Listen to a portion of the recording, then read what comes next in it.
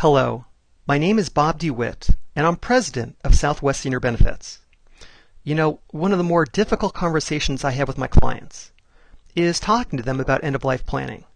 Frankly, there's not too many people out there who like to talk about their funeral and the planning processes that surround it. In addition, many of my clients haven't had to go through the process of actually planning a funeral, and thus are not familiar with everything that's involved.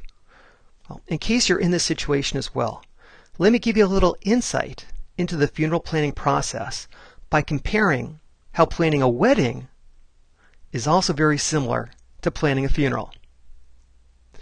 It does turn out that both events are quite similar.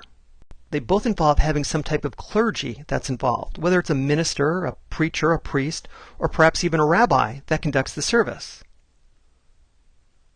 They both usually involve a church or some type of facility.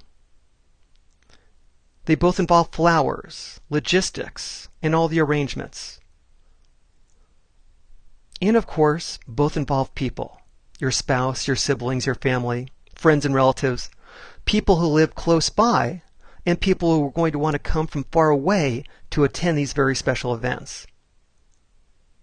Now, in planning a wedding, most couples will take anywhere from 6 months to a year to prepare for it. As you probably know, the logistics can be enormous. When my wife and I got married, we took over 9 months to plan for it.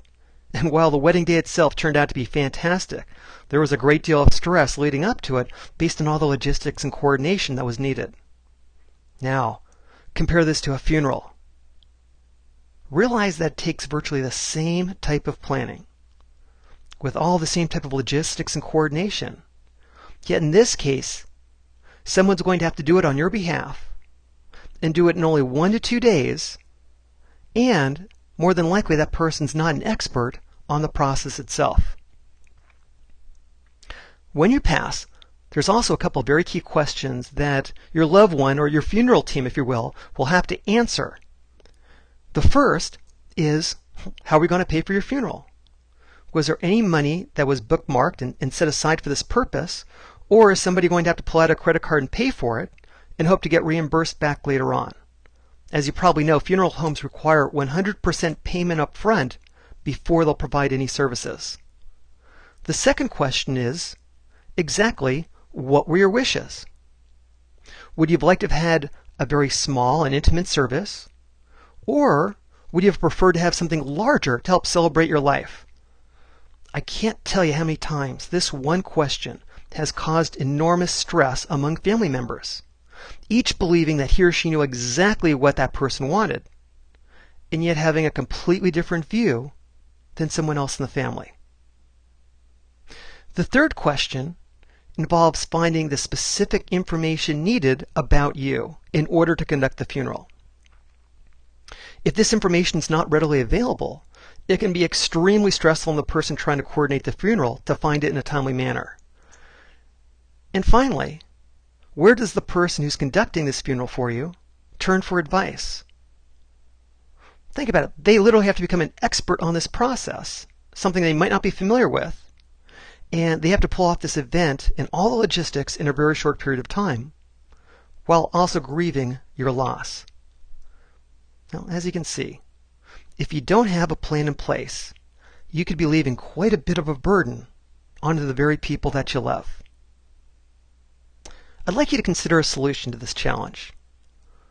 It's called the Funeral Trust. It's a well thought out, pre-packaged solution that's designed to address the key facets in planning and conducting your funeral. The first component is the funding itself. Let me ask you this. If you passed away tomorrow, how would you pay for your funeral? Now, most people that I ask this question of will tell me that they've got some funds identified. And typically these funds are sitting in a savings account, a checking account, or perhaps even a CD. So the money is already available, and it's been sort of targeted, and it's just sitting there in an account, typically an account that you're paying taxes on each and every year, and that you're probably earning between 1 to 2% of interest. Well, with this solution, we're simply going to use the funds you've already identified and place them into a different type of account that's guaranteed to earn 3.5% every year. with all the proceeds being tax-free, so in essence the return will be even larger. And when you do pass, the entire amount of money is available within 24 hours to pay for the funeral. You don't even need a death certificate to be able to access it. So we're simply taking the funds that you have in one of your pockets and moving it to another pocket. Any money left over after paying for your funeral home is immediately returned to this estate. Another key benefit of identifying the funds and putting them into this different pocket is you can now go ahead and be buried or use any funeral home you'd like across the nation. In fact, literally across the world, without having to identify and work with a funeral home right now. That decision can be made upon your passing. The second component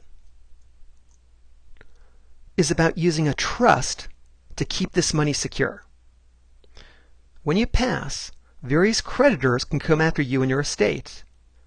In addition, if you're involved in a Medicaid spend down to have paid for your long-term care, Medicaid will want to go after the funds you've kept in your savings account, checking account, or CDs as well.